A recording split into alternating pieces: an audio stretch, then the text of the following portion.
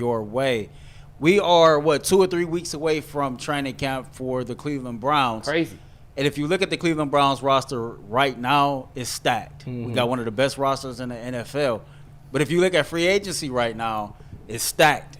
It's probably I can't remember the last time I looked at the free agent list at this time of year and seen so many notable free agents. But with that being said, is there any player or players that you would like to see Andrew Berry bring in and add to the Cleveland Browns roster for an attempt to earn a spot during training camp? I'm going to take a biased answer right here because I think this is the most stacked position right now in free agency. It is the safety position. You think about just... He's on my list, too. I know who you're going to say. My boy? JS? Yeah. Yeah, he's on my list. So you think about Juan Thornhill and you think about Delpit, either one. Those guys are both coming off of a season where they dealt with injuries. Juan Thornhill dealt with the calf, I think it was, and Grant Delpit dealt with the groin injury. So these guys are both coming off of injuries, so you never know what to expect. Typically when you get older in age, once your body starts breaking down, the chances of it breaking down again is very high. So I think, don't get me wrong, the backup guys is great. I think Ronnie Hickman, D'Anthony Bell, all of these guys are great, But I think when we got to the playoffs, I still think at that safety spot with Ronnie Hickman being young, I think if you'd have had another veteran there, because we didn't have, what's my guy from the Eagles that came here? McLeod. We didn't have McLeod because he got hurt as well. So I think that if you went to the playoffs and you had a Justin Simmons, who, that's my guy, that's my dude. If you get Justin Simmons, I think that he solves a lot of problems, especially if somebody goes down. But if you have that veteran presence in a playoff situation, I think that it calms down defense. At worst, you won't give up these plays down the field because they know that their job is to be the deeper than the deepest. And I don't think you have some of the mistakes that we had in that Texans game. So the safety position is one spot that I would look at. Yeah, let me say one thing on Justin Simmons, and I'll give you my answer, then we'll see what Jason says. They don't need a safety. As you accurately said, that position group is stacked, but you can never have too much depth in the secondary. And right now, Justin Simmons is better than 2 or 3 of the guys in that room. Yeah. Right now, he's better than Ronnie Hickman. Only thing is, I think right now he's better than D'Anthony Bell. Right now he's better than Rodney McLeod. I think he's 30. That's all. That's the only. Exactly, and that's why he's not there. And I don't think the Browns need to bring him in by any means. No. It'd be a luxury to have him in the room. But when you look at McLeod coming off injury, when you look at Bell and Hickman, who had good seasons last year but are still young and learning, up-and-comers, they certainly have potential. All of their old guys came off her. Juan, Delpit, and McLeod. So just bringing him in. And he actually graded out pretty well on PFF. He had a 77 grade. He's really good. Against the run. I love him because he's a student of the game. He is one of those guys that he watches film, and on Sundays he knows what's coming before it happens. So my 2 picks, I had Justin Simmons as a potential guy.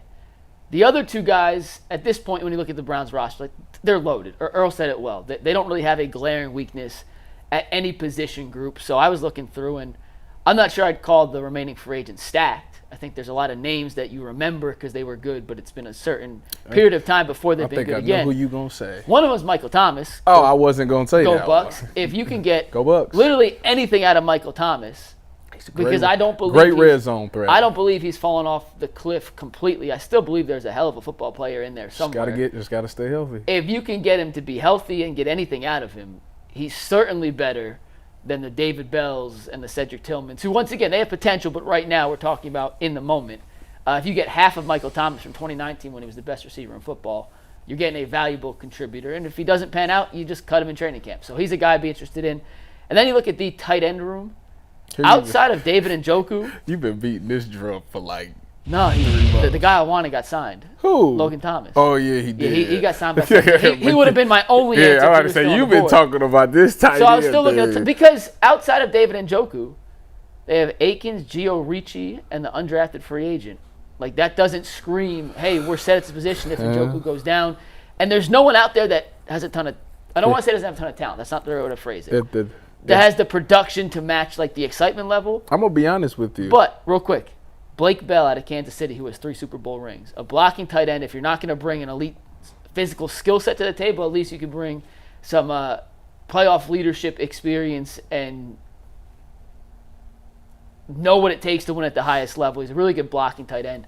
not much of a threat in the receiving game. But if you're looking at free agents to bring in here, at least for training camp, see if they have something, I think he makes sense. I think Michael Thomas makes sense, and I think Justin Simmons makes sense. But I don't expect the Browns to do any of those three. I'm going to be honest with you. If Njoku goes down, they will move to 10 personnel. It wouldn't be, you know what that means?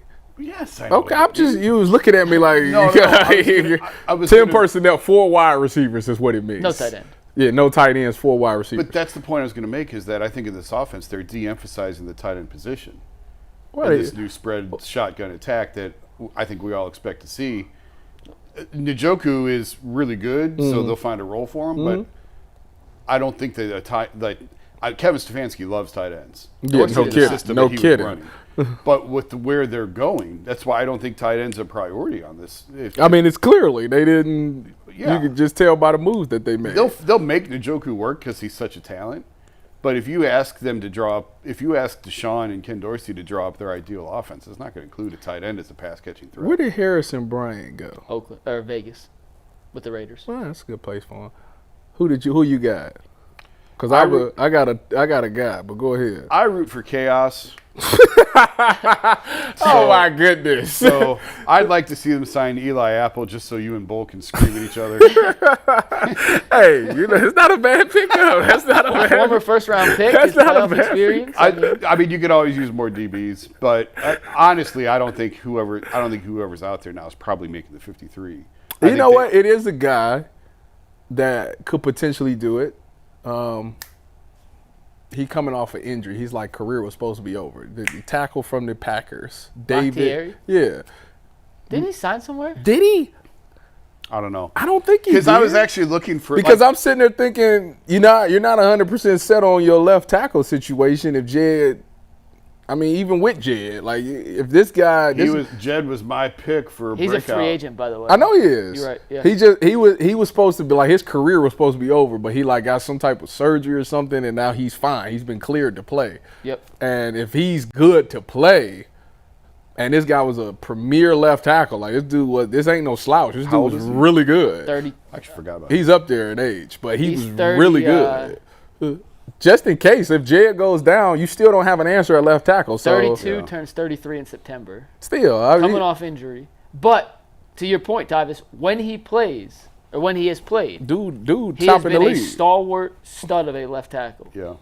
Bring him into camp, let him get his feeling back. Go through the rhythm again, give him some reps and maybe a couple of reps in the preseason to see if he holds his own and.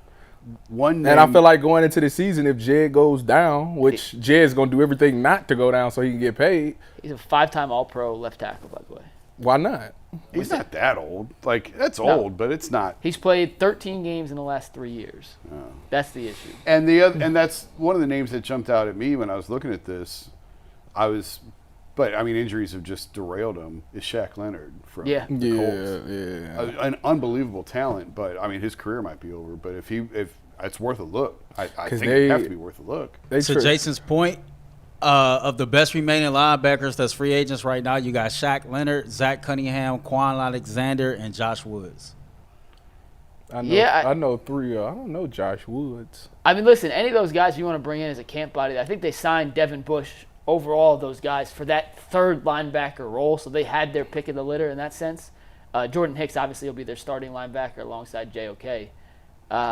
Alexander, if my memory serves correct, Earl, Alexander's better in pass coverage. The other 3 are more run-stuffing linebackers, so your memory is correct. Take your choice in that regard, but this exercise proved to me, Earl, the Browns roster's loaded, man. There really isn't a ton of holes and battles in training camp that are going to be particularly interesting to us because the best players are the best guys, and there's not a glaring weakness up and down this roster. Up front, I guess there's always a chance a D tackle or you saw the injuries last year across the offensive line. I was assuming without injuries. Yeah, but it's hard to say that there's somebody who's unsigned on July 9th who's going to make this team. Even we talked about how many rookies could they carry before the draft. There's just not that many spots open. So if everybody stays healthy, I don't know who's on that list would make a guy. I was shocked that Shaq Leonard was still out there, but his career might be over with. He's had so many injuries the last couple of years. I'm still on the left tackle or the safety thing. Like I think I might have hit a home run with both picks. Simmons can play. Like, both of them. And I Either bet one. Bam. You'll be perfect during the season. You'll thank me later. Simmons is going to sign with the team when their starting safety gets hurt in training camp. And he's going to step in and play. That's exactly what's going to happen, yeah. Bakhtiari, I don't know. But this is not part of the question, Earl, but you guys mentioned the defensive line being so in-depth.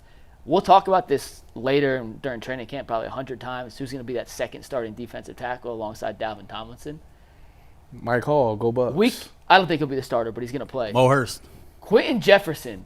Oh, Q. The more I do some research on Quentin Jefferson, and the more he should have a Saks underwear sponsorship. He, alongside Myles Garrett, Tomlinson, Za'Darius, and the rest of the guys in that line, I think he's in a position to feast this year.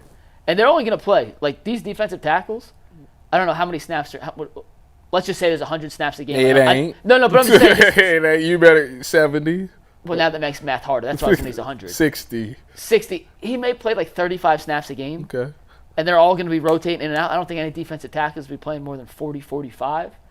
But these dudes are going to have a chance to eat. They're going to be fresh, and by the end of the game in certain pass rushing situations, when you can put Jefferson and Mike Hall next to Za'Darius and Miles, like, I don't know what the over-under on FanDuel for the Quentin Jefferson sack total is. I'm hammering the over. I feel really, really confident he's about to have a monster season. I doubt you can look that up. I don't think they have any of those listed yet. What is the sweet spot in your mind for snaps for a D tackle in a game? Going off, just to keep it simple, let's go off 100. I know there's not 100 plays in the game, but it's more for the percentage. It depends on the depth of the how many. Well, that's what I'm saying. Like ideally, what's the sweet? In a perfect when you can rotate. If you can rotate, you want them to split them half and half. 60-40. 60-40, probably your best guy 60-40. Okay. But if you have one guy who's better against the run than the pass, obviously passing down situations, third and long, you putting the passer in. Whoever to run, Dalvin Tomlinson, come holler at me on this sideline. Let's get somebody else in there. But his sack total is the fakest sack total of all time. Didn't he get them all in one game? Yeah, 3, and all came against Clayton Tune. If you have 3 sacks on Clayton Tune, you can't tell him nothing. Sack. He don't care what you talking about. He don't care what you talking about. I got 3 sacks. Oh, we got a super chat to wrap it up here.